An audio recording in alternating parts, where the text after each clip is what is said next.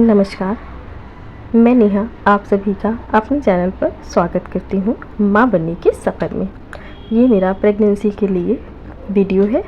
जो माँ बनने वाली हैं और जिनका पहला महीना चल रहा है उनके लिए कुछ ध्यान देने योग्य बातें हैं जो मैंने यहाँ पर मेंशन की हैं। माँ बनना हमारे लिए बहुत ही अच्छी फीलिंग है, लेकिन अगर उसको हम ध्यान में रख के काम करते हैं तो हमारे लिए बहुत ही ज़्यादा अच्छा होता है। पहला होता है कि प्रेगनेंसी के पहले महीने में यात्रा से बचना चाहिए। जितना हम अवॉइड करेंगे ट्रैवल को उतना ही हमारे लिए अच्छा होगा। हमें डेली अपने खान पान में 1 गिलास दूध रोज़ पीना चाहिए।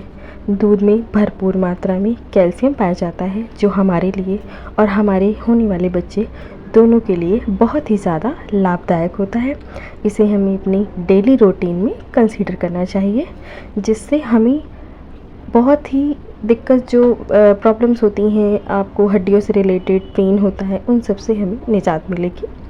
दूसरी चीज़ है कि पानी की मात्रा को हमें बढ़ाना चाहिए। जितना हम पानी ज़्यादा पिएंगे उतना ही हमारे बच्चे के लिए बहुत ही ज़्यादा अच्छा होगा, क्योंकि हम ऐसा नहीं है कि पानी को इकट्ठा आपको पीना है। पानी को आप थोड़ा थोड़ा करके पी सकते हो। अपनी बॉटल एक बना लो, उसको आप 1 गिलास पी लो, फिर 1 घंटे बाद फिर से आप थोड़ा सा पी लो।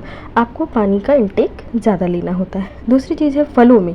सबसे ज़्यादा आपको फलों में अनानास और पपीता को नहीं खाना चाहिए, क्योंकि ये अधिक गर्म होते हैं और इससे हमें मिसकैरेज होने के सबसे ज़्यादा चांसेस होते हैं, क्योंकि ये गर्म होने के साथ साथ प्रेगनेंसी में अवॉइड करनी चाहिए।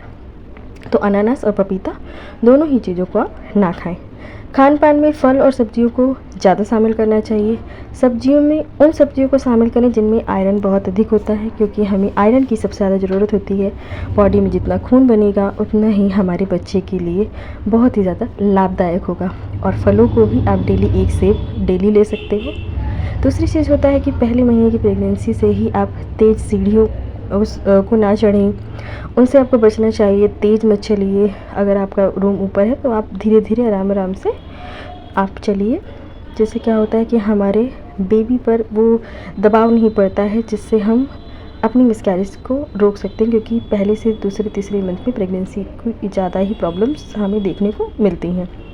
दूसरी होती कि जो मैंने भी आपको बताया है कि आपको ट्रैवल से बचना चाहिए। दूसरी चीज़ है कि करंट से बचना चाहिए, क्योंकि इससे मिसकैरेज के चांसेस बढ़ जाते हैं। एक हल्का सा अगर करंट भी लगता है और आपको लगता है कि अरे इससे कुछ नहीं है, तो आपको तो कुछ नहीं होगा, लेकिन आपके होने वाले बच्चे पर इसका असर बहुत ज़्यादा पड़ता है। और ये ऐसे केसेस बहुत देखे गए हैं कि करंट लगने से बच्चे की जान पेट में ही चली जाती है। तो आप इस चीज़ का ध्यान रखें। और बात करेंगे, आटा नहीं गूँथना चाहिए आपको। ऐसे में 3 महीने तक आप अवॉइड करो, उसके बाद आप कर सकते हो, क्योंकि हमें जब आटा गूँथते हैं तो हमें प्रेशर पड़ता है हमारे गर्भाशय पर, तो उससे हमें आटा ना गूँथने के लिए, अगर मैं कहूँगी अवॉइड कीजिए। अगर नहीं हो पा रहा है तो कोई बात नहीं, लेकिन आप कोशिश करें। अगर कोई और हो तो आप उससे करवा लो। नेक्स्ट चीज़ है कि गर्म चीज़ों का परहेज़ करना चाहिए और ड्राई फ्रूट्स को 2 महीने तक नहीं खाना चाहिए। बहुत लोग होते हैं जब उन्हें प्रेगनेंसी पता लगती है तो वो ड्राई फ्रूट्स का सेवन ज़्यादा करने लगते हैं। हमें शुरू में नहीं करना है, आप बाद में कर सकते हो। बादाम वगैरह भी आप 2 महीने के बाद भिगो कर खाइए, वो आपकी सेहत के लिए बहुत ही ज़्यादा अच्छा होगा। स्टार्टिंग में आप ना खाएँ। अगर आप माँ बनने वाली हैं तो आप प्लानिंग कर रहे हो तो अपनी नींद को पूरी लीजिए, जिससे कि आपकी प्रेगनेंसी रुकती है।